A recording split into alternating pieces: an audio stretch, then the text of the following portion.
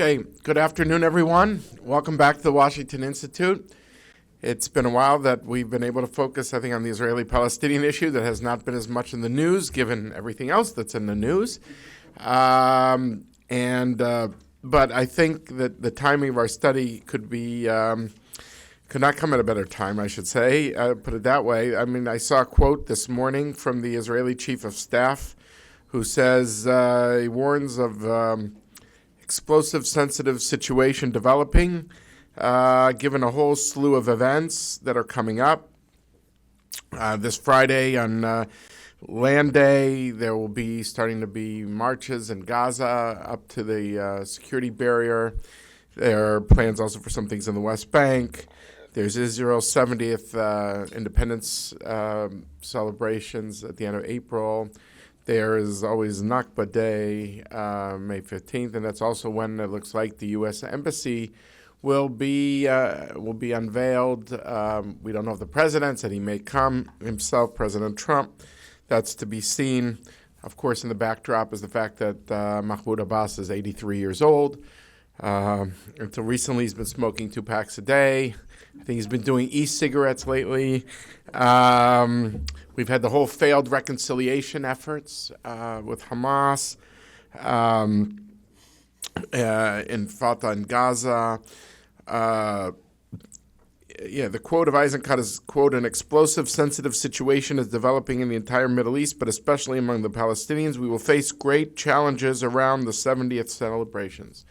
So that's coming right up. So therefore, our study on state with no army and army with no state is, I think, particularly timely. I'm just so glad. I think we have 2 really terrific people to really discuss this. This has been something long developing, and I'm just talking to Rob. We're delighted that it's come out. You have an executive summary right near the entrance, and the full text. Just go online, PDF it, and it's yours. So our two panelists, the people who the 2 authors of the study are one, Neri Zilber, who's an adjunct fellow at the Institute, journalist and analyst on the Middle East politics and the Palestinian institution building. He's published in a variety of publications. Raith Al-Omari is a familiar figure to you all. He's a senior fellow where he focuses on Palestinian politics and peace issues. Used to work with the Palestinian Authority, including advising the negotiating team during the final status talks between 1999 and 2001. Has been active and has published widely ever since. It's a delight to call both of these 2 gentlemen colleagues. I just think that it's a very important topic. I'm very glad that we have former U.S. Consul General Jake Wallace here. And I see a number of people who've been involved in this issue.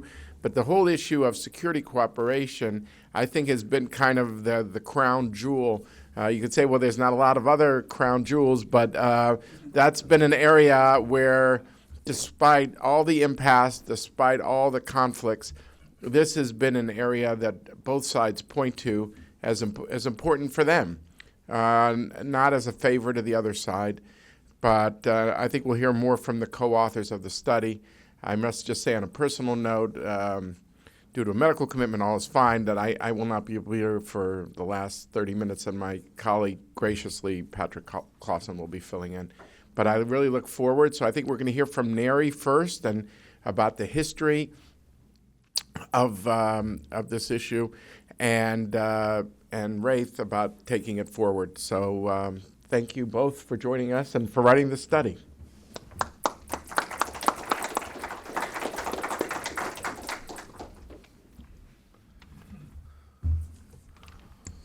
Good afternoon. Thanks, David, for that really kind introduction.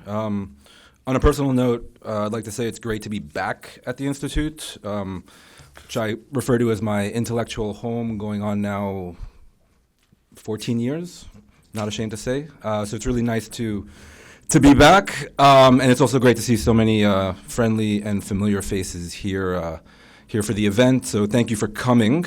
What I'd like to do with the time that I have is kind of lay out a bit of the why and a bit of the how behind the study, behind the report, the what in terms of the main points of what the PA security forces are and what they do, and then kind of take it a little bit forward-looking, the where we might be headed in terms of Israeli and Palestinian security ties. So to start off with, the why. It might not come as a surprise to this esteemed crowd, but when you're out to dinner or out socially and people ask you kind of what are you working on, and you tell them you're writing a 100-page study on one Palestinian institution going back now 24 years, you get a strange look.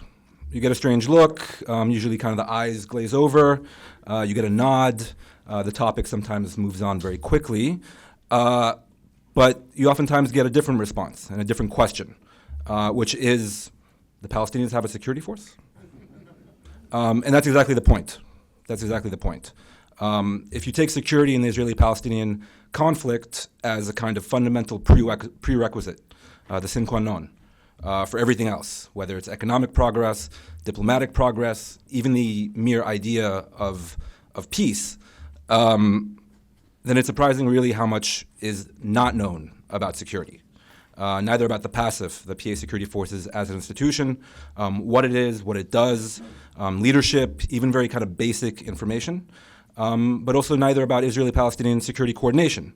It's name-checked, it's mentioned, but really how it works, why it works, isn't really well understood. And by the way, not only in the public sphere or out socially, but even oftentimes in the policy debate. So really we set out to remedy this very real knowledge gap. So that's number one in terms of why. I think it was also important for us in terms of why to kind of provide not just a snapshot of the current moment and really the current moment of the PASF, but really to emphasize the evolution of the Palestinian Authority security forces. It's an evolution from 1994 until the present. I don't think we can really understand the reality on the ground today, and as David mentioned, this kind of crown jewel, if we don't really understand what's gone on before and really how we've gotten to this point. So this study is maybe a bit different than other studies on this topic in the sense that it really tells a story. It tells a story of kind of the rise and the creation and then the fall of this institution, and also over the past decade, the reconstitution, the revival of the PASF. Now we corresponded to 3 different time periods. You can read it in the executive summary in the table of contents, but really the 3 different time periods are 1994 to 2000 under Arafat, 2000 to 2007, Second Intifada up to the fall of Gaza, and then really the past decade, which we termed reconstitution and professionalization. There's also a 4th chapter, which Laith will delve into a bit more deeply, which is kind of forward-looking, really the various policy dilemmas that we all face on this issue and kind of Israeli-Palestinian topic writ large.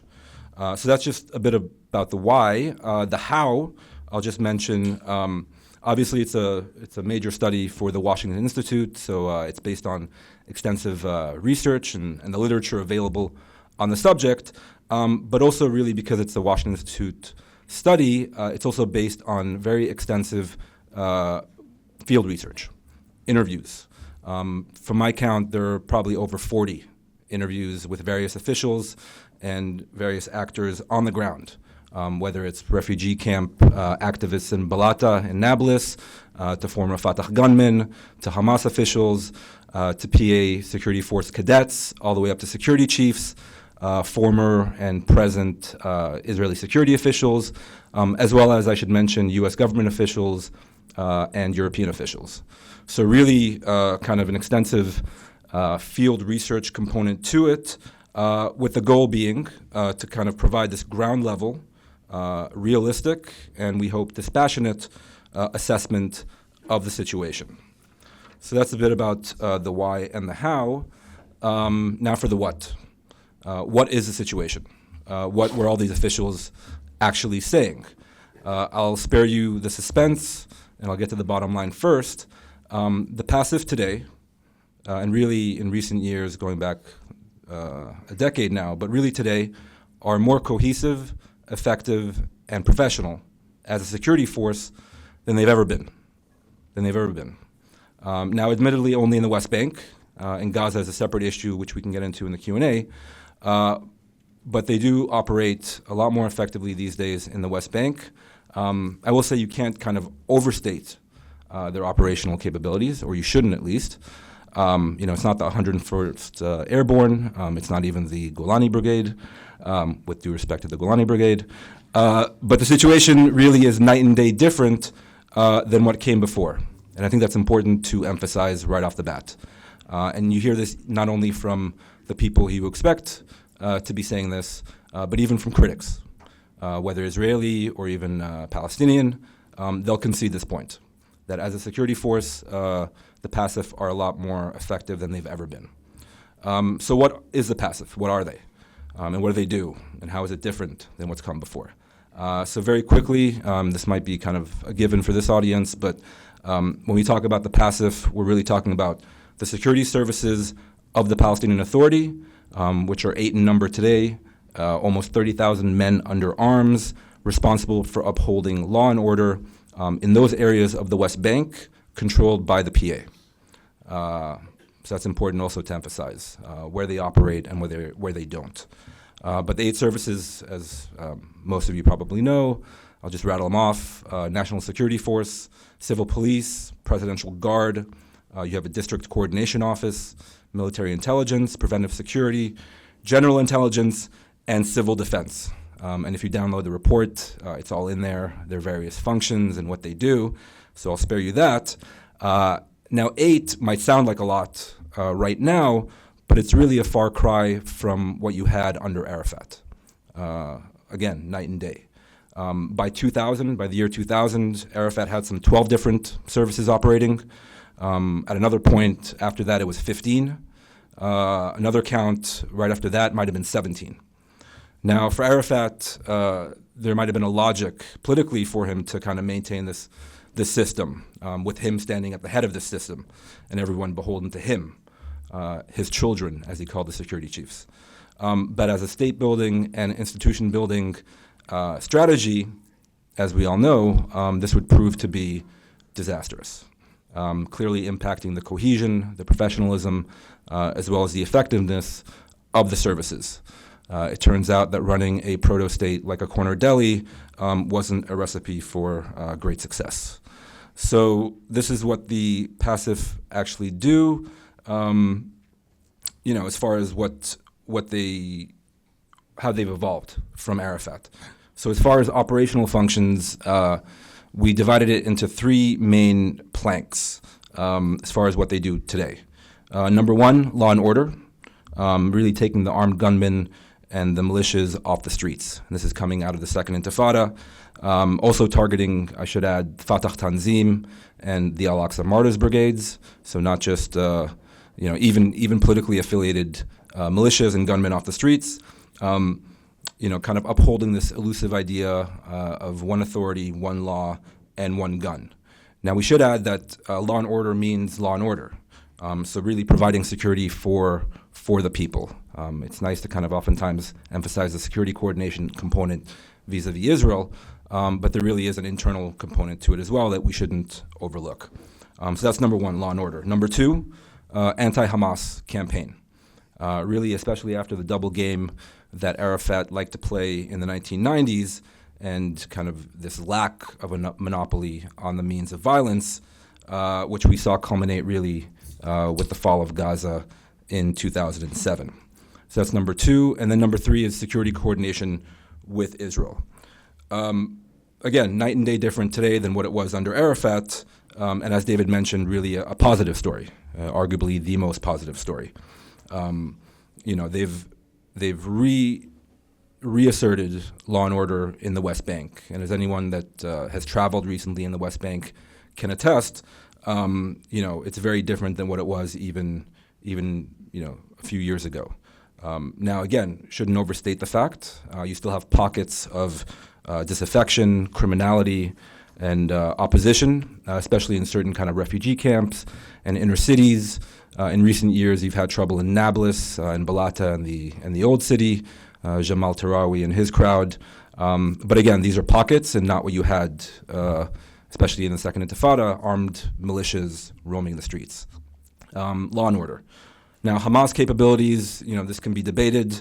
From the Israeli officials that I spoke to, Hamas capabilities in the West Bank today are nowhere near what they used to be.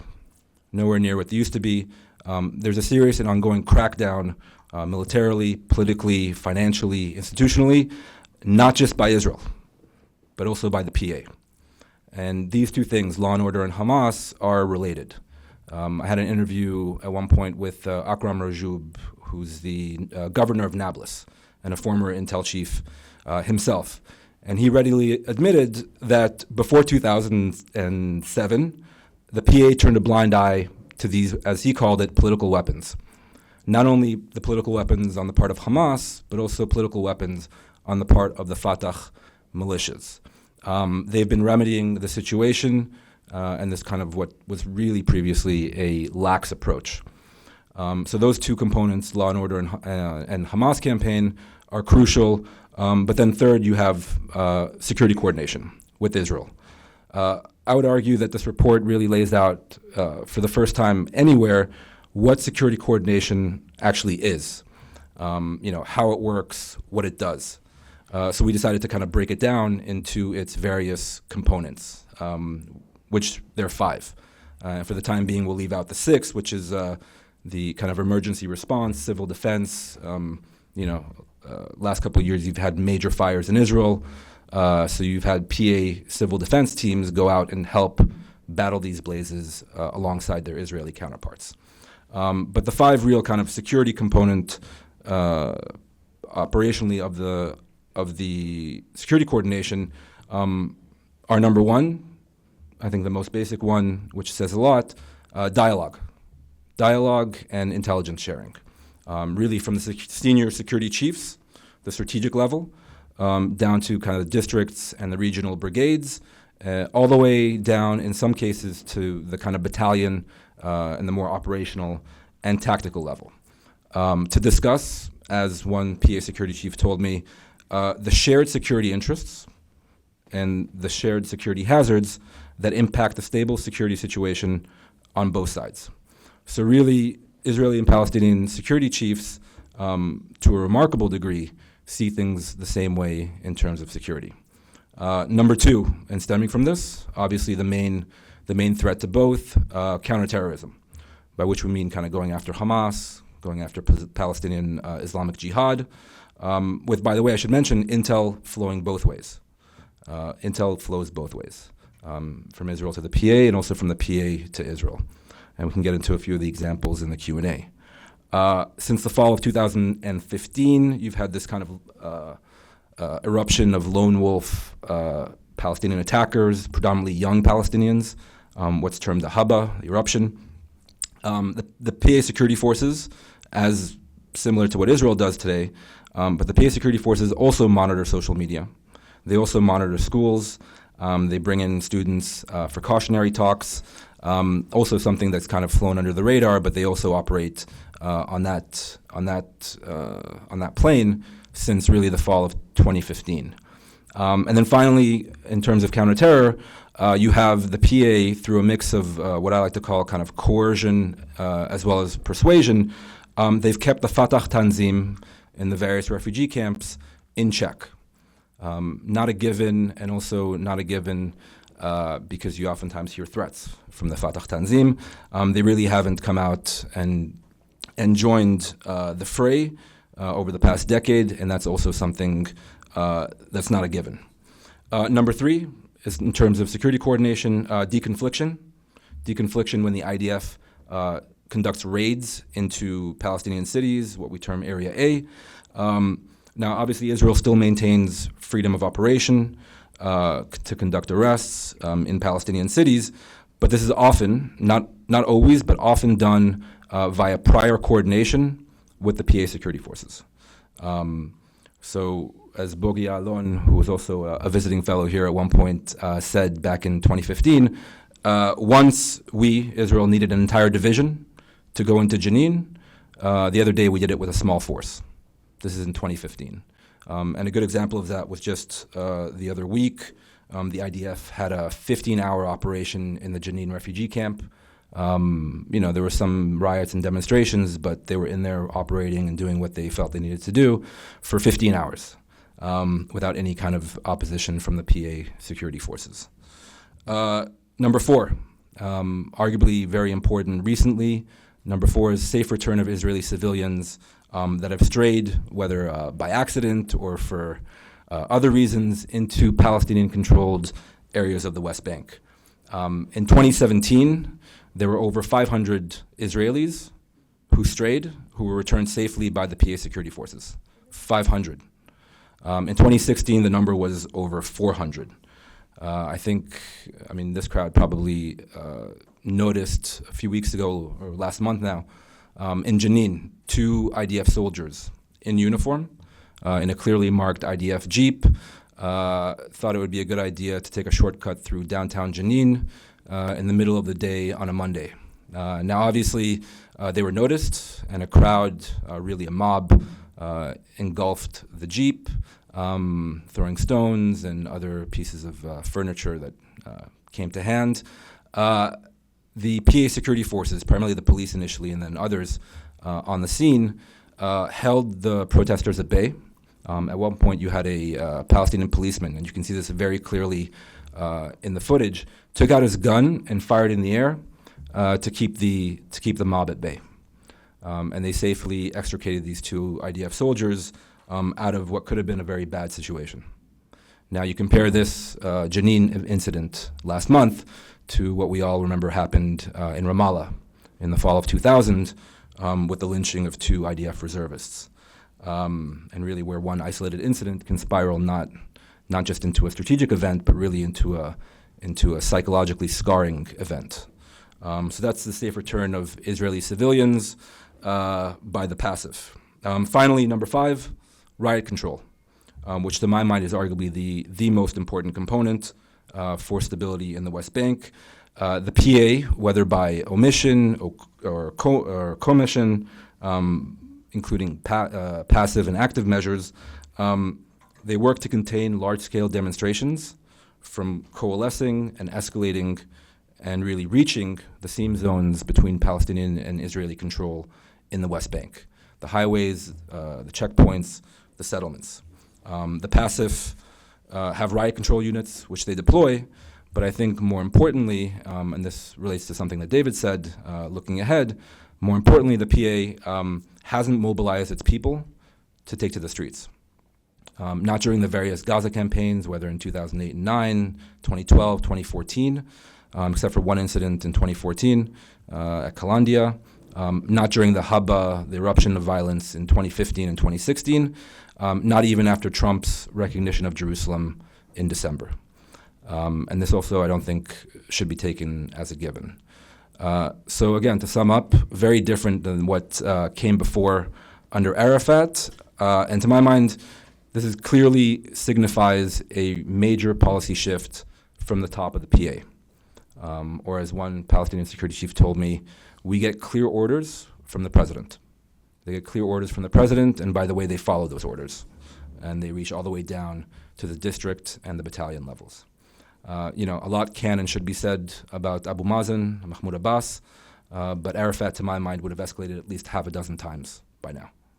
And we also can't lose sight of that. Abu Mazen himself gave an interview to Israeli television, I think last year at some point, where he said, I hold on to security cooperation because if we give up on it, there will be chaos here. And a blood-drenched intifada will break out. Now again, as David mentioned, the Palestinians don't do this as a favor. Not to Israel, not to the Americans, not to the Europeans. The Palestinians view all this, especially security coordination, as a means to an end. The end being the end of the occupation and statehood. That's what you hear, that's what they say. They state this publicly, so we shouldn't lose sight of that either. So that's the what. The where, Where are we headed? Are the gains of this past decade sustainable? Is the PASF itself, as an institution, its resilience, is it sustainable in the face of what we can all agree isn't a great political moment? So we obviously posit this question in the report. Riot will get into it in more detail. But I'll just put it bluntly, the PASF don't operate in a vacuum. They're impacted by everything that goes on around them, especially politically. I don't quite know what that policeman in Jenin, who took out his gun and fired in the air, told his family and friends when he got home that night. I don't know how he kind of defended the fact that he was protecting 2 IDF soldiers. This, I think, kind of gives an answer as to why oftentimes not so much is known about either security coordination or the PASF itself. It's very hard for them to defend it. It's very hard for them to defend it publicly, especially absent a credible political horizon. You hear various slurs. I heard this in various interviews, by the way, not just from Hamas. They're called subcontractors for the occupation. They're called dogs of the Jews, a Palestinian Blackwater. So we should also keep that in mind. On the Israeli side, by the way, they're very aware of this tension. They're very aware of this tension. The security professionals, this is really the reason why they don't like to talk about it too openly.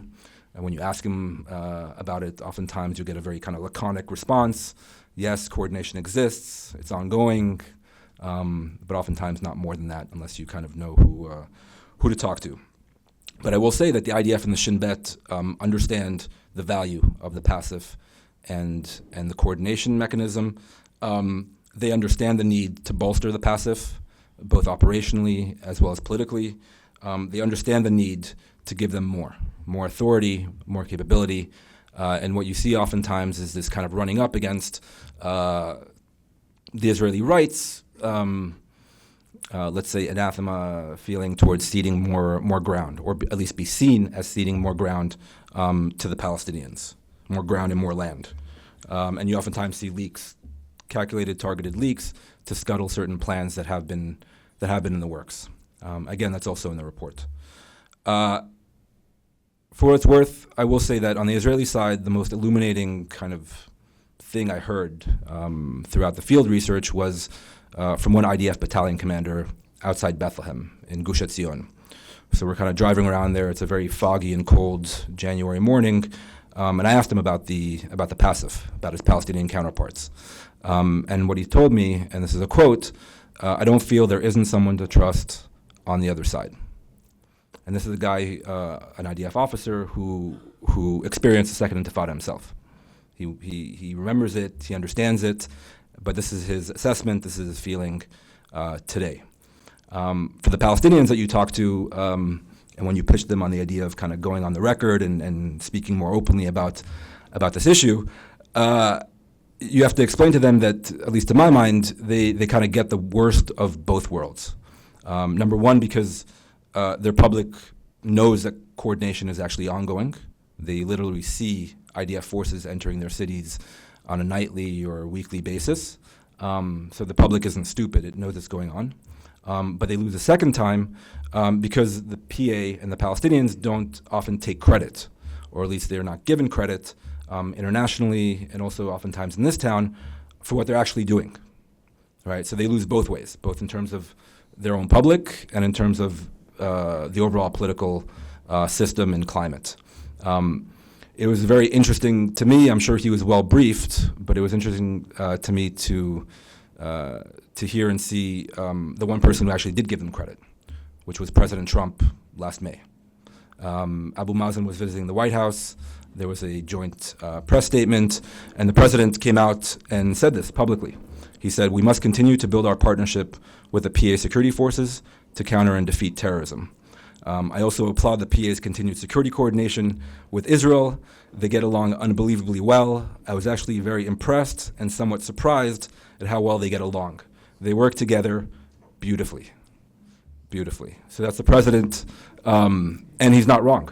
He's not wrong. He might have shifted his thinking in more recent times, but I think he got it spot on last May.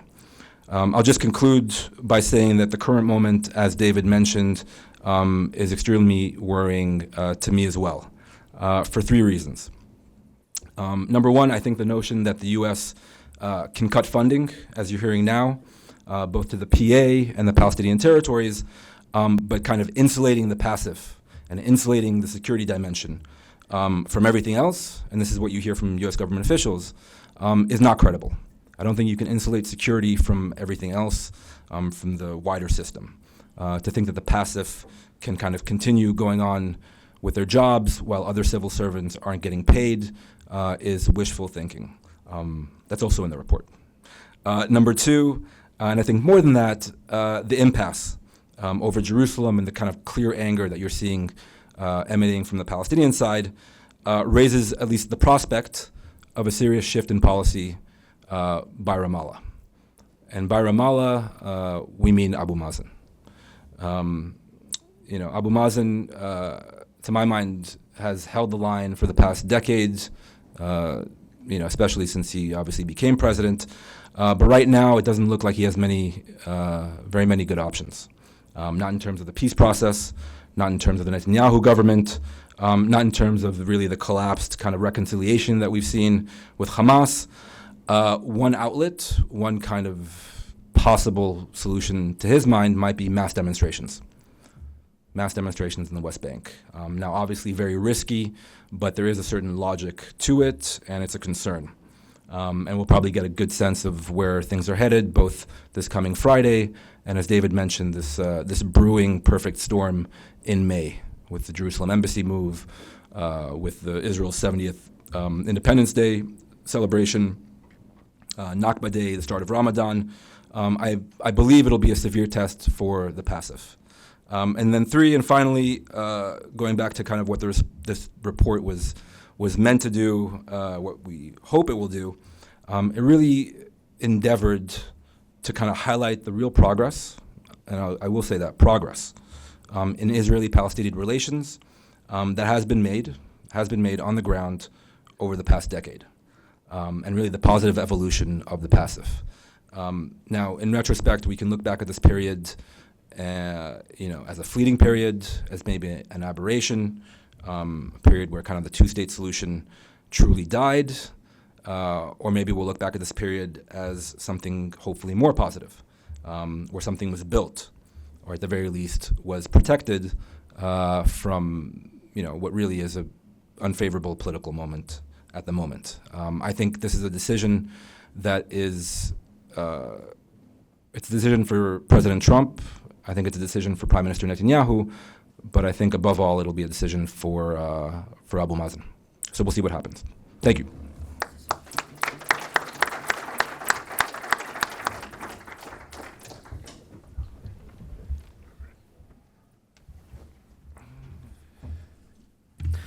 All right, thank you very much. If I may also start on a personal note, and I will start by thanking Neri. I mean, it was his idea to do the report. He did most of the heavy lifting, and maybe that's why he got to do the happy part of this presentation, talking about the development, the success of the Palestinian security forces, and it is actually a happy story. I mean, I remember very much when a meeting with Salam Fayyad when he first became prime minister, and he said to me and others who were in the room, I'm going to focus on building the security forces first and foremost. And, I'm a polite person that does not laugh at his face, but in the back of my mind was, good luck with this one. It was almost the symbol of the dysfunction in the Palestinian system, and the success that we saw because of Fayyad's efforts, Abbas's support, and of course American, Jordanian, and other support is nothing short of remarkable. That said, my job now is not to talk about the happy story. My job is to talk about the future. And the future in Middle Eastern term is always about challenges. So what are the challenges facing us moving forward in this issue? And there are three baskets of issues that I would like to focus on. One that Neri touched on, the peace process and the relation of the security forces with the peace process. Two, the relation of the security forces to the wider Palestinian internal domestic political dynamics. And finally, some specific issues that relate to security sector governance and things that we will face in the future. And of course, this is the Washington Institute. We're in Washington. At the end of the day, what does this mean for the United States? What it means for U.S. policy. So when it comes to the peace process and the issue of dealing with the peace process stagnation, Neri mentioned that this is something that every U.S. security coordinator has flagged. I remember Keith Dayton actually speaking at the Washington Institute, the second U.S. security coordinator, saying that if these forces are being trained, indoctrinated by the fact that they are state builders, this is a process of ultimately reaching a Palestinian state. Well, the peace process right now is in very bad shape. No one believes that a Palestinian state is going to come anytime soon. So how long can they continue doing their job? Now, they have been extremely resilient so far. And in the face of many setbacks, as Neri mentioned, they have been effective. Yet, or so much so that we've gotten to take it for granted. These guys will do their job no matter what. I don't think we can take it for granted. And last July, in the midst of the tensions that followed the Israeli installment of metal detectors in front of the Temple Mount, Haram al-Sharif, we saw for the first time a breakdown of the security coordination and the security cooperation. This is something to pay attention to, because there will be moments of political stress based on the failure of diplomacy that might push the Palestinians into a level or into a point where security coordination might become politically unviable. Now, success in the peace process is obviously above the pay grade of the security forces, etc. It's a much bigger issue. Yet there are still, I think, issues that both the Palestinians and Israelis can do to at least give some support and some hope for these, or at least minimize the damage to these forces. And specifically on the Palestinian side, I believe that the PA should stop threatening to sever security coordination as a pressure point against Israel, because this kind of rhetoric, while they don't, generally speaking, Abu Mazen doesn't want to implement it, in reality, the more you talk about it, the more that you delegitimize your own security forces, demoralize your troops, and give credence to the narrative that comes from Hamas and others that presents them as a subcontractor for the occupation. From the Israeli point, and this is a point that Neri mentioned, we often see a situation where the IDF, Shin Bet folks suggest certain measures on the ground that are intended to show the Palestinians that security coordination comes with concrete dividend. These kinds of measures are often supported by the Minister of Defense, the Prime Minister, but they languish and they die when they get into the messy scene of Israeli politics and Israeli cabinet politics. And there's a need to insulate issues that relate to the security coordination from political wranglings within the Israeli system. The second basket of challenges relates to the domestic Palestinian political dynamic. And in that regard, in general, we've been seeing in recent years the Palestinian political system becoming more authoritarian, and Abbas has used these security forces to implement this authoritarianism. We've seen Abbas clamp down on his political opponents within Fatah and outside Fatah, and these forces have been used as the tool for this clampdown. Now, I must point out that this is very different in many ways from the 1990s, Arafat's time, where at those times the security forces were not simply a tool, but they were a player. People like leaders of security forces played their own political games. Today, they're doing it as in the instruction of the president. At the end of the day, though, they are the visible aspect of oppression, suppression, and therefore their legitimacy among their own publics ends up being eroded. So this is an issue that we actually have to look at in the wider context of where Palestinian politics are moving. And this kind of test will actually become most obvious when it comes to the one, if you wish, the main topic that today is in among Palestinian political conversation, which is the issue of succession. What happens after Abbas? And here we have three scenarios. The ideal, though not very likely scenario, is they stay in their barracks and they support the political process. However the political process works out, their job is to support it. Ideal, but maybe too ideal for reality. The second, and in my mind, most likely scenario, is they become kingmakers. Don't try to become the rulers themselves, but support certain actors. And here there's a risk of fragmentation because some of these forces are more closely affiliated with this actor or that actor. So there is a risk here. A less likely scenario, but a worst case scenario, is if they become contenders. If you see a breakdown of the succession process, if you see a protracted succession process, you might see some of these security chiefs having their own ambitions and since they have access to guns, resources, you might end up with a situation where we have a bloody succession process. And this again begs or emphasizes the need for us to start focusing on ensuring that succession happens in a smooth, or at least rational, non-destabilizing way. The final aspect, final challenge that they face relates to the larger deinstitutionalization process that we have seen taking place in the PA since the ouster of Salam Fayyad as Prime Minister. Many of the reforms that were put in place by Prime Minister Fayyad have been eroded. In this particular case, the major manifestation of this is how the security forces, which under the Palestinian constitution and under the international roadmap were supposed to be divided between the president and the cabinet, have reverted back to the control of the president. Ironically, these reforms of dividing the security forces were put in place specifically to undermine Arafat's monopoly on the security forces and to empower, at that time, Prime Minister Mahmoud Abbas. He becomes president and he reverses this kind of reform. This is problematic in many ways, but specifically when it comes to my third point, which is the issue of governance of the Palestinian security sector. The security sector, Palestinian security sector faces many challenges when it comes to the question of security sector reform. Some of them are almost natural.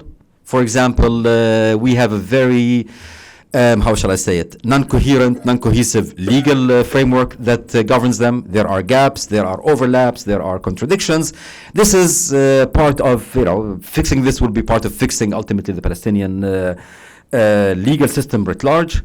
We see this also in the sense that while a lot of emphasis have been put on training, equipping, professionalizing the security forces, if you want to look at any security sector reform, the forces are only the tip of a spear.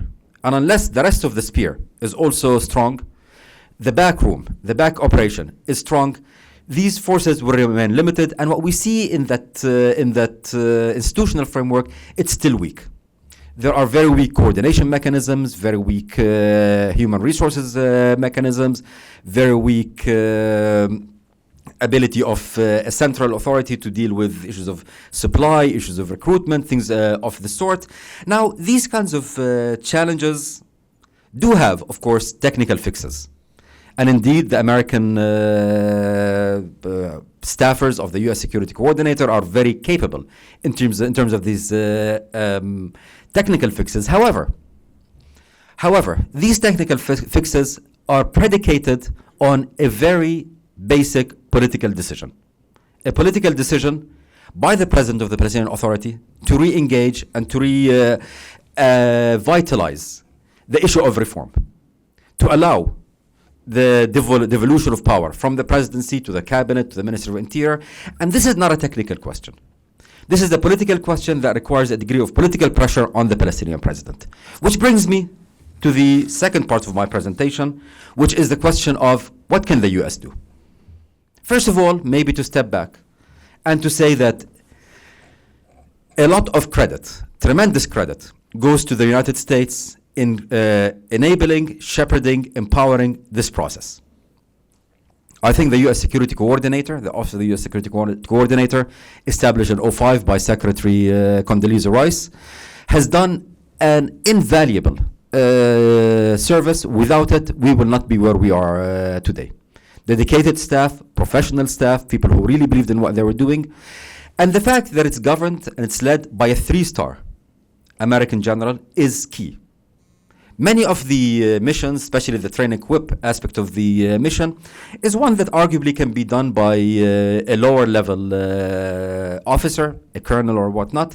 However, a 3-star is key in terms of getting the trust, support, and leverage with the Palestinians and the Israelis. It's a sign of U.S. seriousness, and it enables this American security leader to talk as a peer to his counterpart in Palestine and Israel. There are many issues with the USSC, things that can be fixed, should be fixed technically on the margins, but by and large it's been extremely effective. However, we also have to understand that the effectiveness of the security coordinator is limited. This is a security individual, a security official, not a political actor, not a diplomatic actor. And as such, there are certain things that he should not do, he cannot do. And particularly, this comes to the issue of pushing the sides to take political decisions. Now, traditionally, and to me, I always like to quote a paragraph from Condoleezza Rice's memoirs on this issue. Ultimately, the security coordinator will hit a political wall, a political glass ceiling. And here, and this is where Rice was quoting, talking about Keith Dayton. Keith would reach a point where he reaches this deadline, this dead end, pick up the phone, call the secretary. The secretary then, and I quote, will pick up the phone, fuss at the Israeli defense minister, at the Palestinian prime minister, and get things done. The U.S. security coordinator, without support from Washington, has very limited ability to push the sides to take these key political decisions. It's not a non-existent space. And in many ways, the experience of the last security coordinator, Frederick Rudesheim, shows that there's a lot that you can do with minimal support from Washington. But as we move to a new phase of developing some of the institutional aspects of the Palestinian security forces, some of the wider structural aspects of security sector reform, there needs to be engagement on a political level from Washington. Which brings me to the last point, and sadly, unfortunately, I have to end on a negative note. Because effectiveness of Washington relates very much to the ability of Washington to engage and to leverage the Palestinians and, of course, the Israelis. The breakdown of Palestinian-American relations in recent months has really made it very difficult for us to engage. Our leverage doesn't exist because our engagement doesn't exist. Security coordination continues. The U.S. security coordinator is on the ground, talking to Palestinians, talking to the Israelis, but we are unable right now to provide the political support needed for his operations. And of course, as Neri mentioned, the threats to Palestinian aid from Washington also presents a major challenge to the ability of the security coordinator to operate. As Neri rightly said, you cannot insulate security aid from the rest of the aid. You cannot go to the Palestinians and say, we're not going to give you civilian aid, we're only going to give you security aid. It's very hard to see how the Palestinians will accept this. So we're in a moment where it's almost, there is a degree of irony, I guess. Things are better than they have ever been in terms of the professionalism, in terms of the security coordination and cooperation, in terms of U.S.-Palestinian security relations with the USSC and Palestinian security forces. Yet we have a context that threatens, to my mind, to destroy what has been so far, probably, if not the only, then the most striking success of both the peace process, but also the most striking success of U.S. operation in that field. Thank you very much. I'm looking forward to the conversation. Great. And again, I'd like to just put in a word for you to read the study. I'm not saying that because I was involved in the editing, but I'm saying it because I really think it's the first effort anywhere to really codify what has been at most anecdotal, fragmentary, but to give you the whole history of this issue. And it's an important study in my view, and I'm just so happy the Washington Institute really that we've spearheaded it. I thank Neri for making the suggestion. I thank also Wraith for working with Neri as co-authors, and I just urge you all to read it. I think it's because it's also an issue where we're always, has not exactly had, good news growing on trees. This is a good news story, and you've heard from Neri and you heard from Wraith, the professionalization.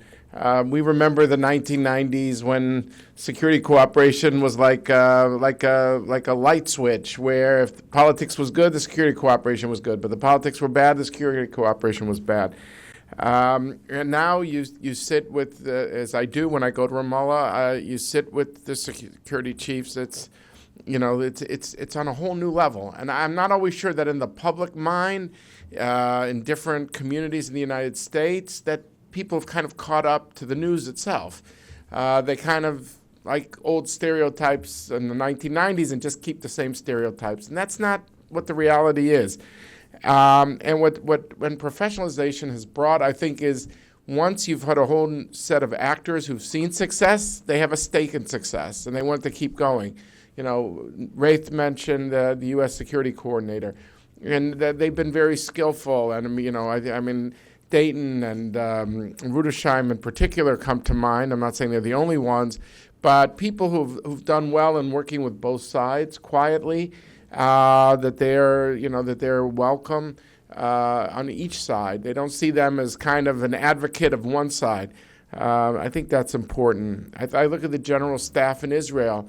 Having seen the success, you know, you see the head of the Central Command, that's the West Bank commander, and the chief of staff himself and other members of the general staff.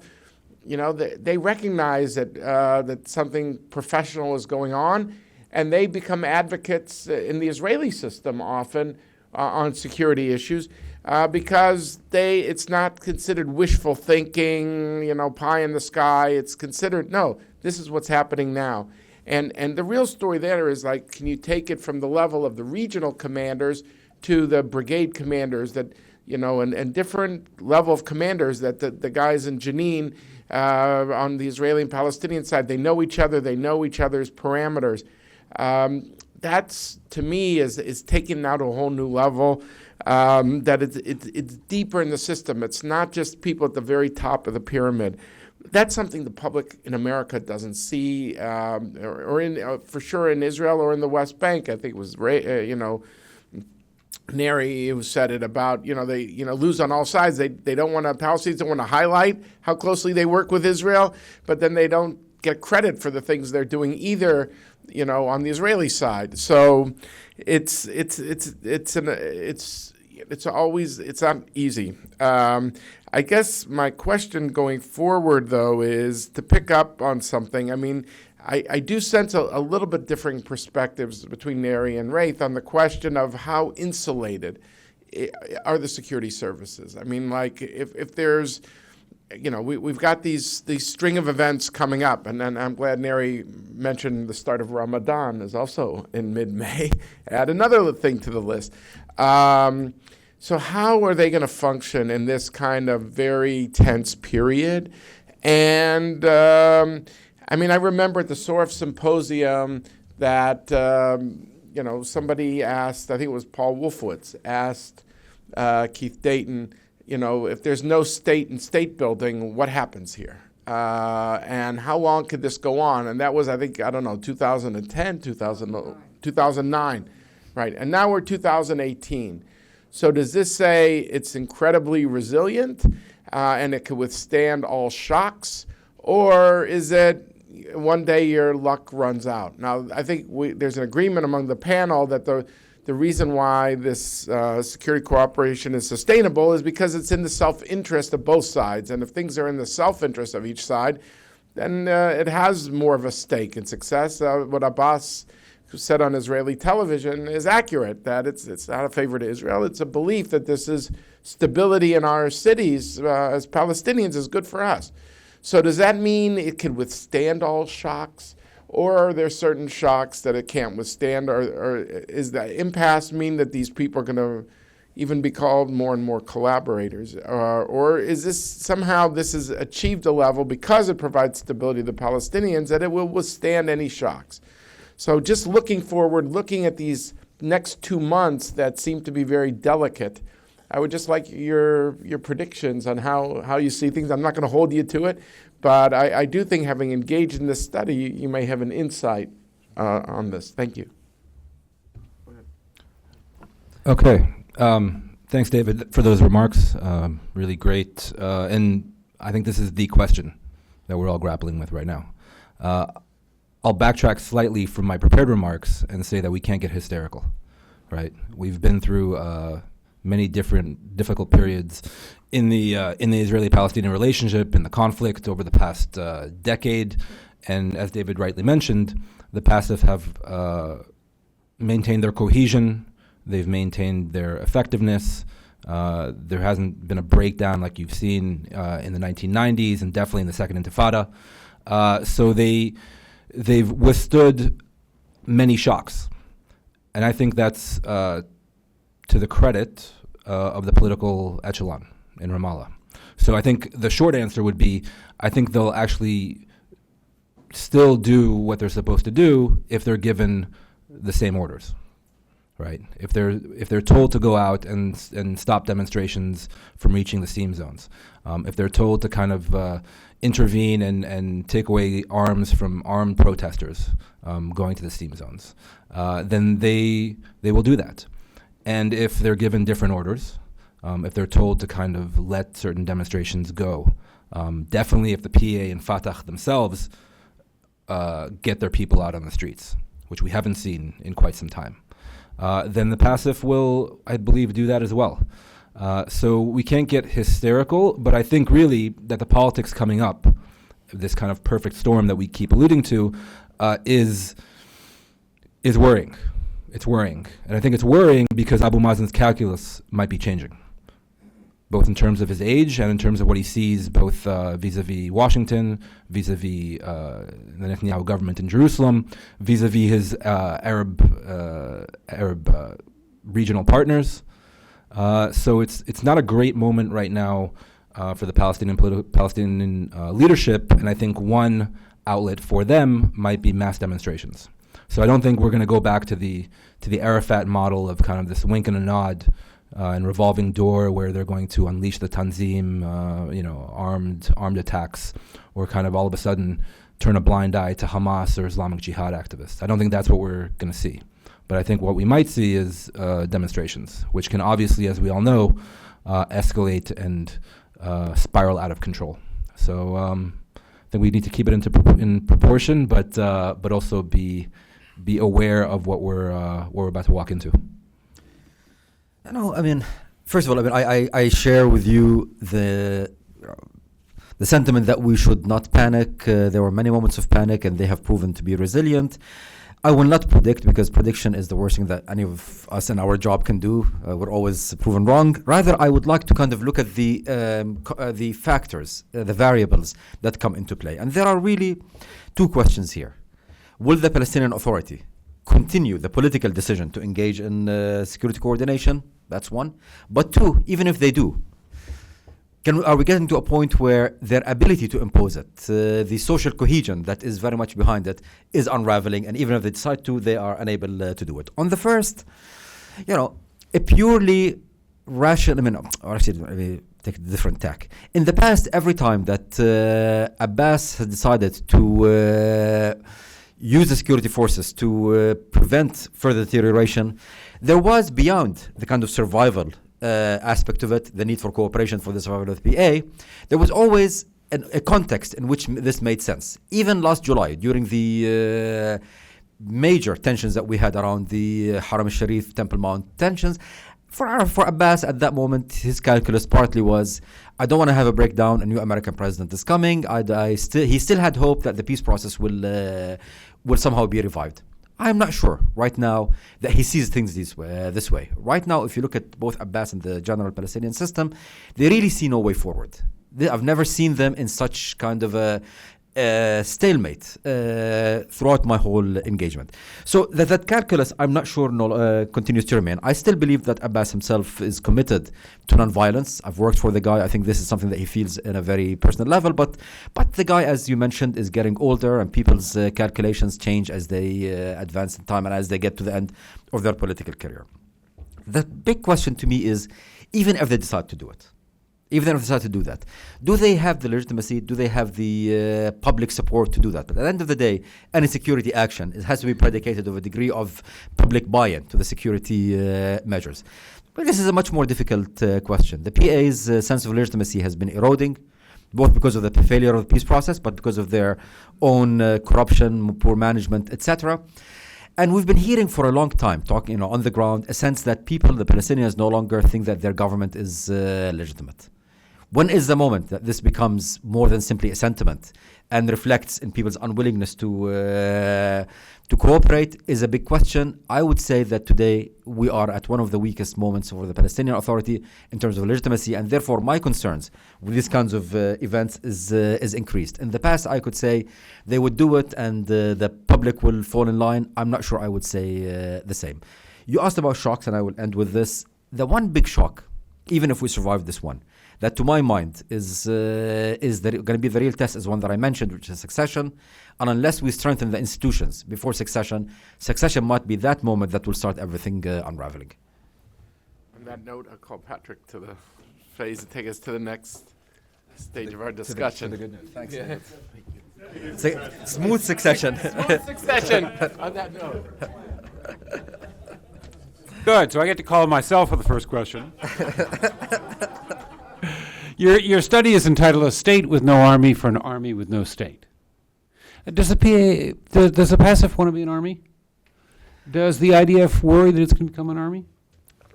Look, I think the PASF was never meant to be an army. The PASF was never decided to be an army. In every negotiation that I was engaged in every negotiation that I'm privy to, we always understood that the PA, or the future Palestinian state, will be a non-militarized or demilitarized, pick whatever term you want. Basically, we'll have no army with offensive capabilities. What we look at now is more of the gendarmerie kind of model, a model of a strong security service with strong law and order ability and border protection ability. But in any future security regime, the security forces of Palestinian state will be key. I mean, I will point to a report was done actually by CNAS on the future architecture of security in a future peace deal. The Palestinian security forces will play a key role, not as an army, but rather as a counter-terror and strong border security regime. And this is, I think, even with, when you look at the U.S. security coordinator, the capabilities they've been building, the capabilities they've been, both in terms of training and equipping, have all been directed in that direction. Counter-terror, strong law and order, and strong border security. Right, I think that's absolutely true. We took a little bit of literary license with the title, but I think the sentiment of a state with no army connotes a demilitarized future ideal. And I don't think that's a contradiction in terms as far as having a security force for internal, as Raif mentioned, law and order, counterterror, and the like, while at the same time pointing out the political difficulty right now of this security force, if not an army, having no state to operate under, or really not having this horizon for statehood for which it was created and built. So I think, literary license aside, I don't think the threat from the PASF is necessarily offensive vis-a-vis Israel, which is actually somewhat of a change from what it was under Arafat in the 1990s. I'll just allude back to a 1998 study by the Washington Institute by Gal Luft, actually a groundbreaking study in its time, and it came out in 1998. And its conclusion, 2 years before the Second Intifada erupted, was that this quasi-army or the security force was actually preparing itself for battle with Israel. That was his conclusion in 1998, which turned out to be quite correct, unfortunately. So I don't see that at the moment, and I think that's a testament both to, by the way, U.S. engagement and international engagement with these forces. I think it's a testament to the professionalism, the increased professionalism of the PASF at the very top, and I think it's a testament to the changed political calculus at the top of the PA. Very good. I see some hands. Let's start this way and work across the end. Thank you very much. Sean Derns, I'm with Camera. I was wondering if you could characterize the relationship of Mahmoud al-Alul with the PASF. Now we're really getting into the weeds. Mahmoud al-Alul, for those of you who don't know, is a Fatah member, a Central Committee member, recently flagged by Abbas as the number 2 in Fatah. Mahmoud al-Alul did not come from the security forces, unlike many of the members of the Fatah Central Committee, like Tawfiq Tirawi, like Jabril Rajoub, etc. So in that sense, he doesn't have much of an in to the formal security structure. By the way, nor does he have an understanding of the way you run a security sector. He's not a professional in that sense. Alul has been trying to build some armed bases around some of the Fatah militias. Actually, one of the things that's in the study, in the historic part, is the development of how Fatah used the Tanzim, the Aqsa Martyrs Brigades, as also one of its military tools. This is, I think, where Alul is trying to build some of his armed constituents. Yet these armed groups are still very weak and will not present a challenge to the PASF if the PASF decides to either play again the role of, guarantor of a process or kingmaker. If the PASF starts disintegrating, then the PASF will turn into just militias that go into kind of competition with some of these armed groups, and here Alul will become one of many potential warlords. Right. I'll just add very quickly that I think the more interesting question is the relationship of Jibril Rajoub to the security forces. So if you look at Jibril Rajoub, he's also a high-ranking Fatah Central Committee member. He was, for many years in the 1990s, the head of preventive security in the West Bank. Now, if you look at the PASF chiefs currently operating, currently in power, a surprising number of them got their start in the 1990s in preventive security under Jibril Rajoub. Now, I can't attest to their relationship right now, but I'll just say it's quite interesting that's their background, and that Rajoub really, in addition to Mahmoud al-Alul, is a candidate to succeed Abbas. Interesting. Let's go over here and then come back. What will be the likely impact of the Taylor Force Act?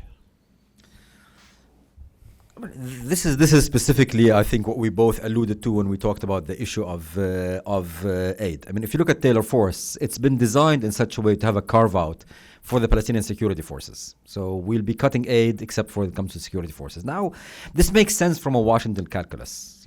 We want to security cooperation to continue, etc.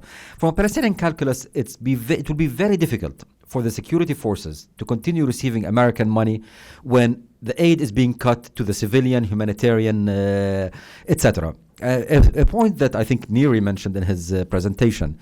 These forces are always almost on the defensive to explain to their public that they are not subcontractors to the occupation.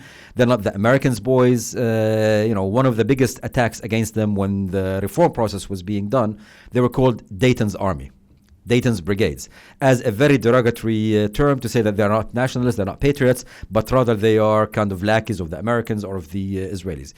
If you have American aid cut to every aspect of the Palestinians but the security, it's very hard to see how they can escape that kind of label. And I suspect many of them would say, thank you very much, we can do without, and they'll start looking for aid from elsewhere. Now, we can influence this aid, whether the aid they will get from the Arabs or the Europeans, but if we don't provide aid, then very much our ability to engage and ability of the USSC to leverage these kind of these forces will also be diminished. So I think Taylor Force, let's see how it's implemented, but it could actually spell the end of American leverage vis-a-vis these forces. Okay. So over here. David, let's start with you. Thanks. Hi, I'm Dave Pollack here at the Washington Institute. My question is about the possibility that under some new arrangement in the future, that the Palestinian security forces would be able to take over security in at least the parts of the West Bank that they are supposed to be in control of. Area A, let's say, and I guess to a great extent Area B. In other words, you've all been talking about security coordination, but what about, is there a possibility, given the professionalism and the political direction that we've seen at least so far, that Israel might be able to say, okay, you take care of security. This is not an issue of coordination. This is, you take what's yours, and we'll take what's ours. Because I have heard from some senior American officials involved with this at different times over the years that in the professional assessment of these American officers, the Palestinian security forces are, again, technically speaking, ready to do that if there's an agreement that they should. What do you think about that? I mean, I think that's right. I think, it's an untested hypothesis, especially if they go into areas that they previously have not been deployed in. And by the way, that's what the Palestinians want, right? So that's the ask, and you hear this directly from Abu Mazen. He's like, test us. If we don't provide the security, then come back in, but test us. So I think there's a want. By the way, there's also a want on the part of the Palestinian population. So you have, this is in the report, but you have many areas of the West Bank that are under, let's say, Israeli security control, but there's no real effective security control on the ground. These are Palestinian, what they call no man's lands, whether in the eastern Jerusalem area or various parts of Hebron or outside Ramallah. There's no police. So what you have is criminality, lawlessness, gun running, prostitution, whatever you like, because the Israeli police and the security forces have more pressing concerns, namely terrorism, while the local Palestinian population obviously have more immediate concerns. So I think it would be to the good, by the way, of the actual situation on the ground if a security force, Palestinian security force, were actually brought in, Palestinians policing Palestinians. And I think it would also be a test for the PA to deliver to their people. But yeah, I mean, we heard the same thing. I think technically they would be capable of actually going in and upholding security, providing security, contingent on Israel, A, allowing it, and then B, kind of lifting certain restrictions that are in place as far as the number of policemen and security forces allowed in certain areas, the number of weapons, both number of weapons and also where they're allowed to operate. And there's issues with roads in the West Bank as well as proximity to settlements. It's obviously not the situation as it is right now, but it would obviously be a shift. The Palestinians want Israel to test them. First of all, Israel, until we have a peace deal, will not cede overriding security control. This is a fact. However, in reality, what you have proposed, and I think as you have indicated, Neri, some of it's actually already happening. Below the radar screen, no one wants to talk about it, but many of what we call Area B have become Area B+, de facto Palestinian, at least policing and some counter-terror work, even in some Area C. And as you both mentioned, this has been a constant ask by many of the U.S. security coordinators to basically say, test them. They can only grow if you allow them to start implementing. Now, interestingly, in the IDF and the Shin Bet, often they are supportive of this. And one point that I mentioned, almost kind of code-like there, and I want to expand on, is this is behind many of the proposals that the IDF puts forward to the political echelon of let's give them more actually practical authorities, whether in some Area C when it comes to access to economic resources, Area B, things of this sort, because the professional assessment of the Israeli security establishment is that they are capable of doing this in ways that are not a threat to Israeli security. And as I mentioned, this often gets lost in the political wranglings of a very complicated Israeli political system. And I think this is one thing that the U.S. can actually play a role in. To go to the Israelis and say, the end of the day, if your security folks are saying that this is good for Israel security, this is safe, don't politicize it. Fight your political battles in other grounds. Don't make this into a proxy theater for other political fights. Interesting. Please. The Zionist Organization of America. I was wondering if you could explore a little bit more for us exactly what the sort of anti-terrorism type measures look like. Does it lead to arrest and detention by security forces? Does it ever lead to lethal engagements? And what effect that has on the Palestinians in terms of the legitimacy of the whole thing and all that? So their counter-terror campaign has actually evolved. What you saw after 2007 and the fall of Gaza were, as you mentioned, kind of more lethal engagements with various Hamas cells.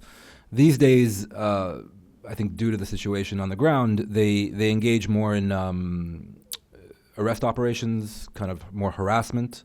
The issue that you hear often both from U.S. government officials and Israeli officials, and this is an issue that Riot mentioned, and this is an important issue as far as security sector reform, which is that the legal system doesn't have the capacity, shall we say, to actually prosecute them effectively and keep them in jail legally.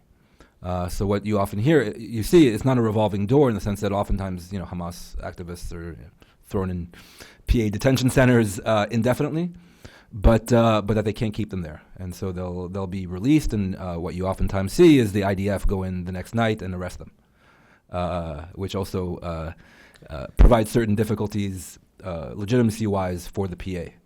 So I think that's an issue more of security sector reform and less of operational military capacity.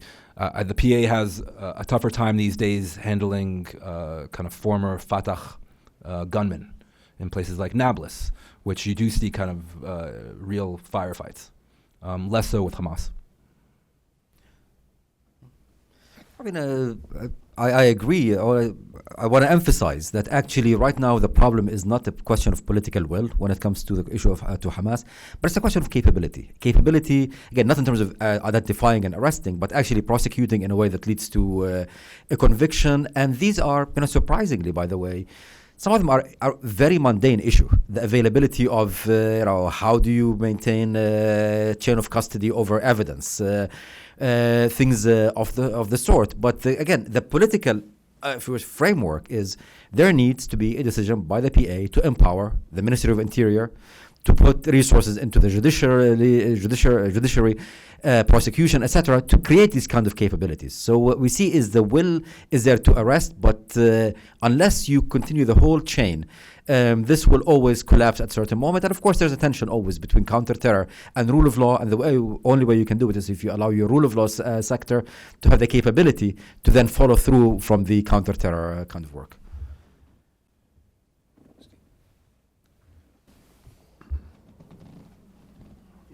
Also with the Zionist Organization of America. I was intrigued by the example of the Palestinian Authority security force person who helped with the reservists who helped rescue them. And someone, I think you, Neri, said, I wonder what he's telling his family when he goes home that night. And put that together with what General Dayton said in 2009. He defended the idea that these people would be accused of collaboration by saying they're working to build a Palestinian state. And he actually gave a timetable of 2 years, he thought, and shows you how wrong prediction can be, that if political action didn't occur within 2 years, that type of alibi for these Palestinian police would not be present. So the question I have is, can we delve a little bit more into the mindset of this person? Let's just take quickly an American policeman. It doesn't really matter what his political feelings are. When he's keeping order at a parade in New York City, he arrests the people who are disorderly without regard. How far away is that Palestinian policeman from that type of thinking? And is he really doing a favor to the Israelis when he's saving Israeli reservists, or is he doing it so that the Palestinian police can be functional? Look, if you ask anyone Palestinian to do anything as a favor to Israelis, that's a sure way of ensuring they're not going to do it. So clearly, I mean, the best kind of motivation for anyone is self-interest. There's a major difference between the New York policeman and the Palestinian policeman. For the New York policeman, there is no major unsettled existential political questions that relate to the very framework in which he or she operate. For the Palestinian, ultimately, the very national project of which the PA is seen as a component is one that is still in question. And therefore, every action, whether it's the policeman, frankly, or the tax collector, they're all, in their mind, working towards a political objective. The legitimacy, the basic social contract under which they operate is a contract that is predicated on this ultimately bringing goodies to the national cause. Now, The real challenge right now, from my perspective, is anyone who is any sane individual will tell you now that peace is not going to happen anytime soon. The Palestinian state is not a short-term proposal right now for anyone. So how do you create a sense of at least progress? And I think this is what is the challenge for the international community, certainly for the U.S., in terms of how do we move forward and create stability. Can we create enough small steps so that these security forces can go to their public and say, yes, independence is not going to happen tomorrow, but our security cooperation is bringing us benefits, not only economic benefits, but is leading us towards a two-state solution. And this is why, by the way, I think it's very important, and the IDF has realized it's very important, that some of the, if you wish, rewards, and I hate this word, but for the lack of a better word, rewards that they think of have to have a certain territorial dimension. That's why actually Avigdor Lieberman was supportive of proposals that will give Palestinians economic access to Area C, give them more planning and zoning around congested Area A aspects to allow these security forces and the chiefs to go to the public and say, you are still working as part of a national liberation program. Other than that, it becomes, as both mentioned, as Nira mentioned, it becomes very hard to convince that individual that what they're doing is for the national good. They will continue doing it because their salary is in there, but at a certain point, this might all collapse. I'll just add two anecdotes. Number one, at a certain point, I found myself in a police station in Qalqilia, interviewing certain Palestinian police chiefs and also cadets. And I asked these cadets, okay, why are you doing this? I mean, why join the police force? And they said, look, effectively, we have a real sense of duty and mission towards the homeland. So, in addition to the salaries, there is I think, a patriotic component to it. And the homeland, by the way, with the idea of as Laith said, national liberation and the end of occupation and the achievement of statehood. So that's anecdote number one. Anecdote number two, after that Jenin incident, a very talented journalist, Adam Razgan, who was instrumental, by the way, in helping out with this report. He's a former RA here at the Institute, which speaks to the pedigree of the Institute. I think more on his end than on my end, but fantastic Palestinian affairs journalist for the Jerusalem Post, and he got a Palestinian security official on the record, and he asked him that very question. And that Palestinian security official came back and told Adam, number one, we did it as a humanitarian gesture because these people were going to be effectively slaughtered in the streets. But number two, and more pertinently, they did it because it's in the Palestinian interest and we were saving Palestinian lives. Because the Palestinian policemen understood that if those two IDF soldiers were going to get killed in the streets on effectively live television, then the IDF was going to go into Jenin and do some not great things. And through this circular kind of logic, the Palestinian policeman, in his mind, was saving lives, Palestinian lives, by the way. And I think that speaks to the reality on the ground right now. And I should say that this wasn't always the Palestinian calculus, right? That they've made, especially at the top of the food chain, very different decisions in the past. Gentlemen, any final words? I think there's the... I still have one more question. Oh, I'm sorry. My apologies. Right behind you. And then we'll do the final Thank you very much. Mike Kurtzig, Homeland of Agriculture. You spoke about talking to the directors and the police chiefs and these heads. Did you speak to the common man in the street? And did you ask them how they feel about the security force? Do they feel more comfortable with these people? Do they feel they're making progress, economic progress? Can they move forward in their lives? Or are they scared of these people as another layer of Abu Mazen's control over them? What is the sense there? Thank you. So in my meetings with, let's say, not PA government officials, no, there's no love lost for the PA security forces because I think the coordination with Israel is known, it's seen, it's visible. There's palpable anger due to that component of their work, and also I think generally the general opinion of the average Palestinian on the street towards the PA isn't great. So this is kind of the official manifestation of the PA. Now, having said that, I think it's interesting, and this is also in the report, the differences between the various security forces and how they're perceived by the public. And the most popular security force by far are the police. Because A, they're the most apolitical, and B, they're actually providing the average Palestinian with what they want, which is oftentimes just kind of basic security, law and order, as we mentioned. And so by far, they're the most popular. Coming in last place are the intel agencies because they do some rather more unsavory work on behalf of, let's say, certain political leaders, as well as counterterror and all of that. So I think it varies, but again, it's tough to defend if you're a Palestinian. Look, I just again reinforce the point. Security coordination and cooperation is extremely unpopular, highly unpopular. Partly because it's seen, again, you're doing a favor for free to the Israelis, and what are we getting out of that? However, if you look, another question in polls, I mean, I have not talked to your average Muhammad in the street, but I look at the polls, including Dave Pollock's polls, and one of the interesting things that we take for granted right now is the sense of personal security that Palestinians have. And we take it for granted because we've forgotten that during the Intifada and at the early days, at the end of the Intifada, it was madness. It was basically every neighborhood was ruled by whoever happened to have the biggest guns. There was a sense of lack of security. I was living there at that point. I wouldn't walk out of my house at night because I don't know what thug is going to come in. And so the shift, from the sense of personal security or lack thereof that we had in the Intifada to what we have right now has also been tremendous. Now, the problem here is the following. Public and collective memory is very short. Those of us who, people of my generation, older than me, who experienced how bad things were in the Intifada, don't want to see a repeat. I talk to people of my generation on the ground, and they say, no matter how bad things go, we don't want to go back to the Intifada and to the mess that was there. And that explains to some extent why we have not seen a breakdown. However, you have a generation that never experienced that firsthand. The person who's 16 now, 17, was just a little kid at that point.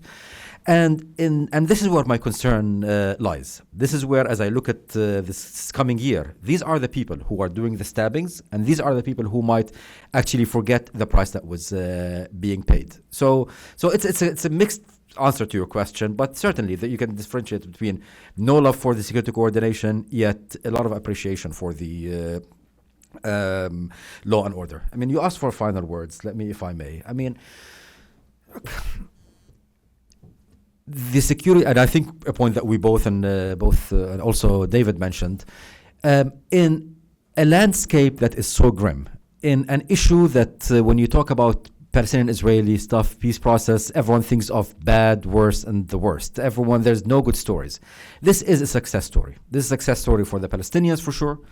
For the Israelis, for sure. Don't believe me, talk to Gadi Eisenkot and even talk to Lieberman. And of course, a success for American diplomacy and American programs. This is one thing that has remained very sustainable and very effective. And I think it would be a real shame if we end up losing this in the context of the current tensions. I think it's important to start focusing on how we can preserve this aspect of the process, because sooner or later, Palestinians and Israelis will have to come back to diplomacy. Without security, the diplomacy is bound to fail. So part of why we did this is we thought that it's important to bring this back into the conversation in Washington about the need to focus on this and not only focus on the kind of almost pie in the sky kind of diplomacy or on the mutual recrimination that's become kind of the basic mode of operation when we talk about this issue. Yeah, and just to echo Raif's point, and that's absolutely 100% spot on. I think the importance of looking at the evolution of this one Palestinian institution is showing, it's often referred to as this kind of eternal and unchanging conflict, whether you go back 10 years, 25 years, 50 years, 100 years. Whereas the reality on the ground, even over the past 24 years, has evolved and changed. And what you have now is very different from what you had 10 years ago, coming out of the Second Intifada and really the fall of Gaza and the loss of Gaza, which is very different than what you had in the 1990s under Arafat. So having said that and taking that as a given, what are we going to see over the next couple years, over the next decade? Will it be a reversion to a second intifada period? Will it be worse? Will it be something, this current moment, that we can build on? Really, I mean, as Raif mentioned, in a very gloomy landscape, Israeli-Palestinian security ties are actually a positive story. It's a positive story that nobody really knows anything about, which is, again, part of the reason why we wrote the report. And I personally believe it should be built on, especially since security, as I mentioned at the very top of my remarks, is a prerequisite for everything else. So in a better and more positive political climate, that would be a platform to build on, as opposed to something that is taken for granted, whether here in Washington or in Israel. Thank you. So on your way out, pick up a copy of the executive summary, download the entire study, and read it, please. Sir? Go ahead, sir.